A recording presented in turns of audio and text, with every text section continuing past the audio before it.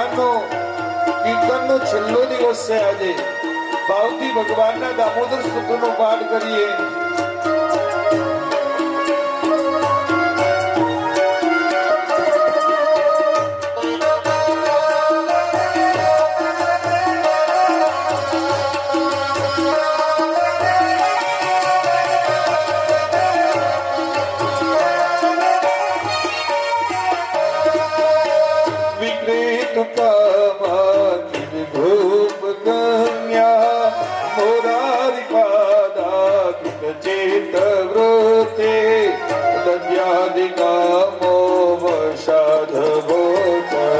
બોલો ગોવિંદ દામોદર માધવેથી, ગોવિંદ દામોદર માધવેથી.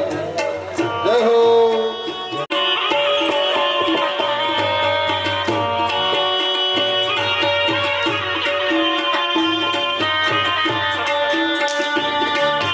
માની પઠન નિત્ય ગોવિંદ દામોદર માધવેથી, ગોવિંદ દામોદર માધવેથી.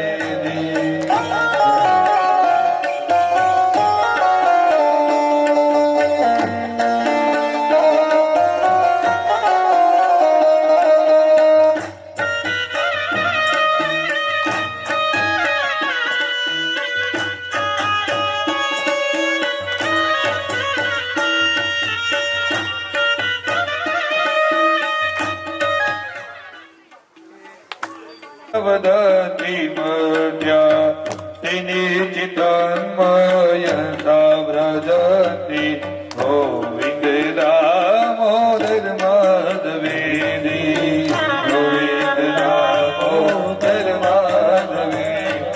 સુખં શયામે નિધજેનયેપી, નામાનિ વિષ્ણુ પ્રવદતી મત્યા, ચિતન્મયતા વ્રજતી, ગોવિંદ દામોદર માધવેથી, ગોવિંદ દામોદર માધવેથી.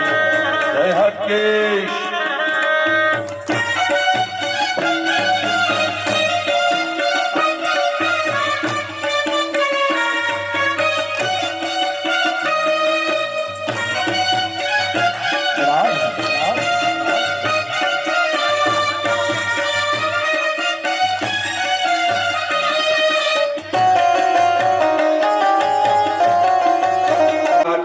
મહાદેવના બલાંગણની અંદર ભગવતી રૂક્ષ્મણી માતા અને દ્વારકાધીશના લગ્નનો હતો. કન્યાના દાન દેવાયા અને દ્વારકાધીશ પોતેમાં ભગવતીને લઈને દ્વારકાની અંદર પધાર્યા.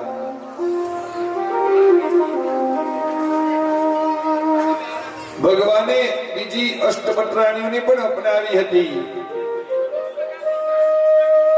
કાલિંદીના લગ્ન ઇન્દ્રપ્રસ્થ પધાર્યા ત્યારે યમુનાજીના તપ કરતી સૂર્યપુત્રીને જોઈ અર્જુને કહ્યું, સૂર્યપુત્રી કાલિંદીએ કહ્યું, પરમાત્મા મારા પતિ થાય એટલા માટે તપ કરું છું.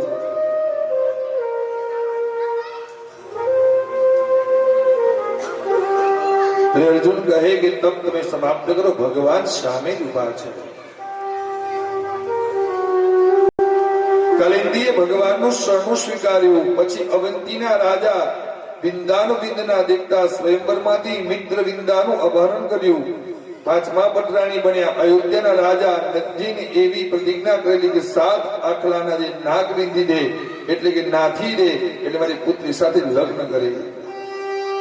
ભગવાને અયોધ્યા જઈ 7 બળદોની નાથી નગ્નજીતની કન્યા સત્ય સાથે લગ્ન કરી 6થા પટરાણી બન્યા. શુદ્ધ કીર્તિની પુત્રી ભદ્રા સાથે પ્રભુએ લગ્ન કર્યા અને 7મા પટરાણી થયા. અને મદ્ર દેશના અધિપતિ રાજાની પુત્રી લક્ષ્મણાનું સ્વયંવરમાંથી અપહરણ કરી અને સાથે લગ્ન કર્યા. ભગવાને 8 પટરાણીઓને અપનાવી.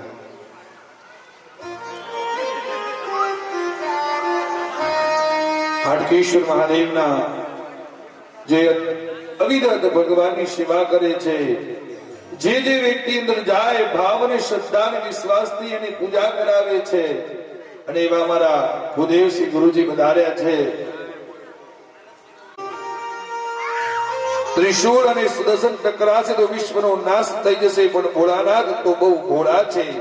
ભોળાનાથે વિચાર કર્યો કે દ્વારિકા વાળા લશ્કર સાથે મારી સામે ઉભા છે, અને થોડો પરચો બતાવો. ભોળાનાથ તો યોગ કલાધર છે. પોતાના શરીરમાંથી ગરમી લઈ શ્રી કૃષ્ણના લશ્કર તરફ ફેંકી બધા જ યાદવોને તાવ ચડ્યો.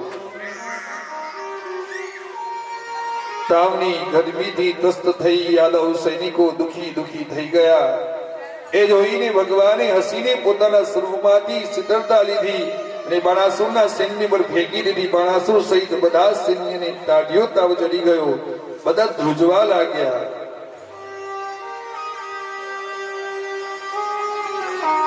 પ્રભુએ કહ્યું કે શું કામ મારા ભક્તને તમે હેરાન કરો છો? ભગવાન કહે અમે ક્યાં હેરાન કરીએ છીએ? અમારા પુત્ર અનિરુદ્ધને બાંધ્યો છે, તેને છોડાવવા માટે આવ્યા છીએ. આ વાત જાણી શિવજીએ કહ્યું આવો વર અને આવું ઘર ક્યાં મળવાનું હતું, માટે ઉષાને અત્યારે જ તું પરણાવી દે. સામ સામે હથિયાર લઈને ઉભેલા લશ્કર સાજન મહાજન બની ગયા. હથિયાર બધા જ્ઞાન થઈ ગયા. ગીતો ગવાવા માંડ્યા. જય જયકાર સાથે અનિરુદ્ધ ઉષાના લગ્ન કરી બંને પક્ષો પોતાના સ્થાન જવા નીકળી ગયા. મહાદેવજી કૈલાસ ગયા. દ્વારકાધીશ દ્વારકામાં પધાર્યા.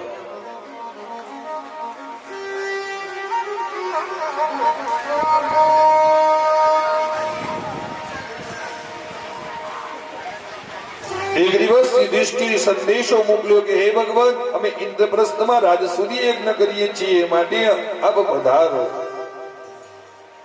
ભગવાન ઇન્દ્રપ્રસ્થ પધાર્યા અને રાજસૂય યજ્ઞ નિમિત્તે પાંડવો સાથે દિગ્વિજય કરવા નીકળ્યા. શ્રી કૃષ્ણ ભગવાન અર્જુનને ભીમ ત્રણેય જણ સાથે મળી જરાસંઘની રાજધાની ગિરિવ્રજ પહોંચ્યા. જરાસંઘના મોક્ષની કથા છે.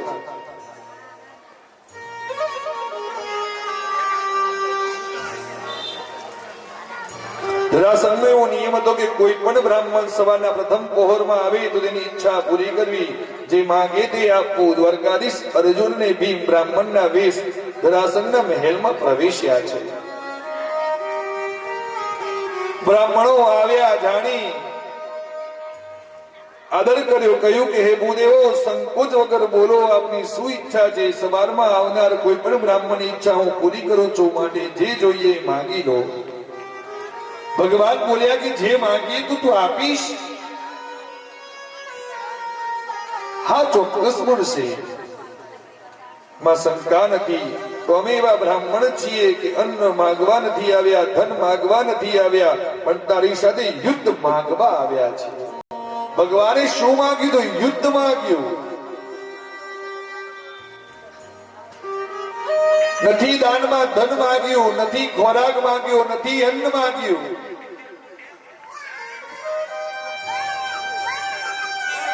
વાત સાંભળી જરાસંઘ વિચારમાં પડ્યો કે આ કેવા બ્રાહ્મણ મારી સાથે લડાઈ કરવા આવ્યા છે.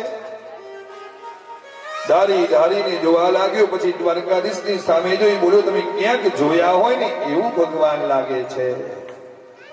ભગવાનનો મેળાવડો તો 17 વખત જરાસંઘનો થઈ ચુક્યો છે. ભગવાને 17 વખત એમને હરાવ્યા છે યુદ્ધમાં.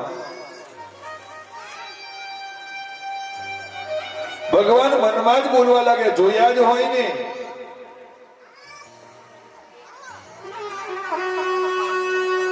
સત્તર વખત મથુરાની ભાગોળે માર ખાઈને તને મોકલ્યો છે. અર્જુનના હાથના કાંડા પર નજર પડતા ચમક્યો, તમે કોઈ કપટ વેશધારી છો, તમે બ્રાહ્મણ નથી, ક્ષત્રિય છો. આ ધનુષની પ્રત્યંચાના નિશાના કાંડા ઉપર પડેલા છે. એટલે પ્રભુ કહે સાચી વાત છે, હું દ્વારકાધીશ પોતે છું. આ અર્જુન છે અને આ ભીમ છે.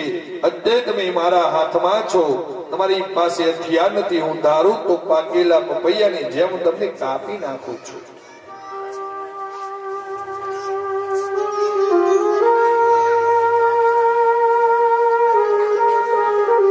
હું બોલ્યો છું એટલે પીછેહટ નહીં કરું. તમારી જોડે યુદ્ધ કરવા તૈયાર છું.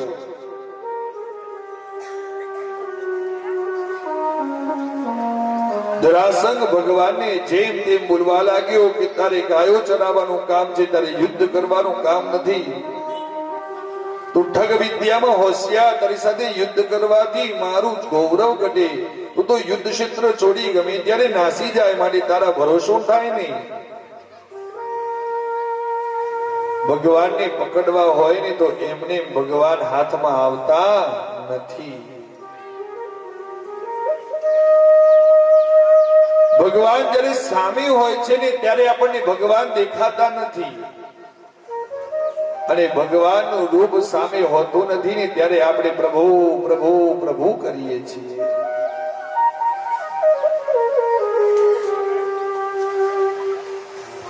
ઘરની અંદર આપણે ભગવાનનું નાના મંદિરની પૂજા કરતા હોઈએ, એ નાના મંદિરની અંદર જેટલા દેવતાઓ છે એટલા દેવતાઓની આપણે પૂજા કરવા માટે બેસીએ તો આપણને તરત જ વિચાર આવે ક્યારે પૂજા પૂરી થાય ને ક્યારે હું ઊભો થઉં.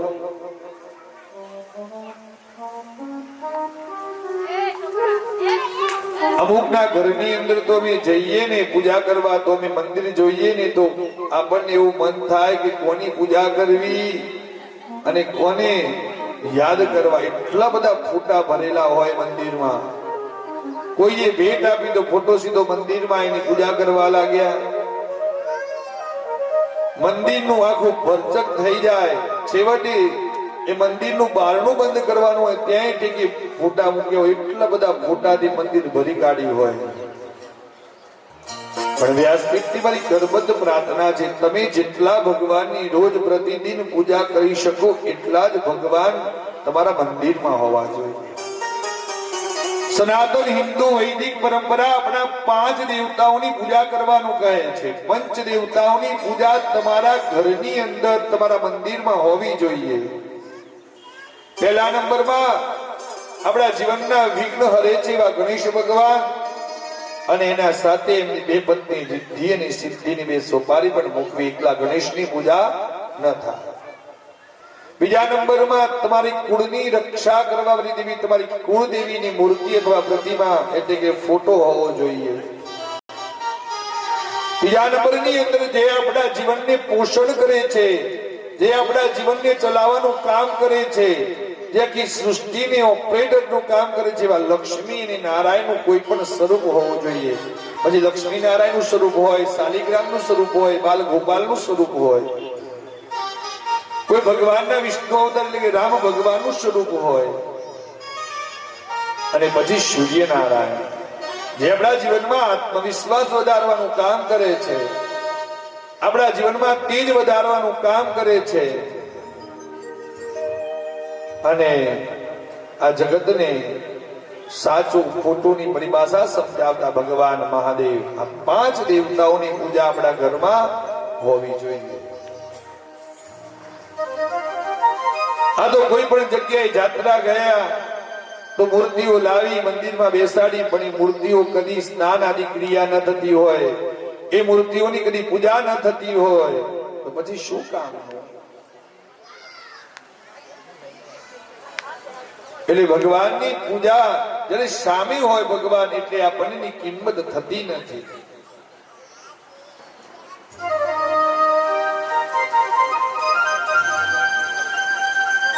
ધનુષ્યના સહદેવ સૌને જળપાન નાસ્તાની વ્યવસ્થા ગોઠવી.